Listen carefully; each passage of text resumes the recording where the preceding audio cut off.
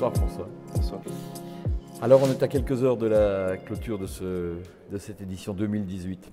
Comment on a fait en passé? Est-ce qu'on peut tirer un bilan de cette édition? Je pense que Strasbourg est prête pour accueillir de façon définitive et très professionnelle un vrai festival de littérature. C'est-à-dire qu'on a trouvé un lieu, on a vu qu'on pouvait fonctionner avec des salles parallèles et on a vu que pour des débats très littéraires, très pointus, il y avait souvent 200, 300, 400 personnes, même 500 personnes. Donc je me dis qu'il y a un flux de personnes qui permet d'accueillir un vrai festival professionnalisé de littérature. On a entendu beaucoup de choses de la part du public sur la qualité de la programmation, sur la qualité des présents, des gens effectivement présents.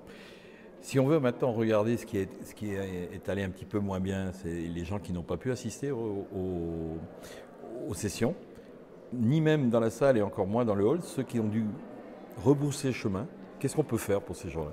Alors d'abord, c'est plutôt, oui, il y a eu une dizaine de grandes rencontres qui étaient complètement bloquées. Je crois qu'on va essayer de réfléchir soit à une salle parallèle avec des écrans, une salle peut-être plus grande. Le problème qu'on a à Strasbourg, c'est un problème de salle, mais pas juste, il ne s'agit pas juste d'aller au Palais des Congrès. Évidemment, on peut avoir une salle de 2000 places, mais il faut aussi faire vivre. Et la programmation est ainsi faite que je souhaite qu'on assiste à Salman Rushdie, et tout à coup, après, on peut assister à une lecture de poésie d'un poète quasiment inconnu. Et le monde qui était là pour Rushdie restera peut-être pour découvrir ce poète. C'est un peu ça, cette programmation. Je n'ai pas juste envie d'afficher des têtes d'affiche et des grands auteurs de médias. Maintenant, un autre point fort, c'est aussi la distribution entre rencontres littéraires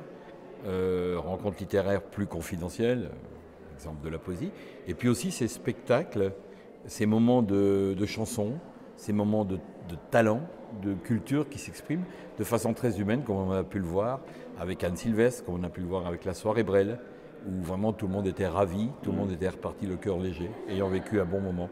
C'est possible de continuer longtemps à offrir des plateaux de qualité comme ça? Oui, il est possible de plus en plus de faire entendre la littérature, de faire entendre le texte. Je fais une programmation qui me ressemble, c'est-à-dire j'ai envie de défendre la chanson à texte, et j'ai envie de défendre aussi la littérature, la poésie mise en musique, des formes très courtes de 30 minutes, 45 minutes, qui permettent aux gens de découvrir un auteur, de découvrir un style littéraire, et puis après de lire ou de ne pas lire, mais en tout cas, ils auront participé à la même aventure. Ce soir, dans quelques heures, ce sera la toute dernière session de Bibliothèque d'Al. Vous serez sur scène pour chanter. Je trouve que c'est finalement une belle clôture. C'est un festival très affectif que j'ai construit sur une chose affective qui est un peu mes goûts, qui sont un peu voilà, mes lectures, mes auteurs favoris, mes chanteurs favoris. Et je me disais pourquoi pas chanter ce soir Barbara, qu'on a beaucoup chanté l'année dernière, on lui a rendu un hommage magnifique.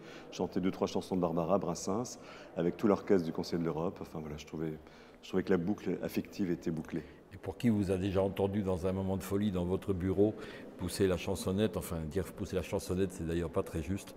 Ce soir, les gens dans des conditions techniques vont entendre votre voix de ténor et ça va les surprendre. Merci François. Merci.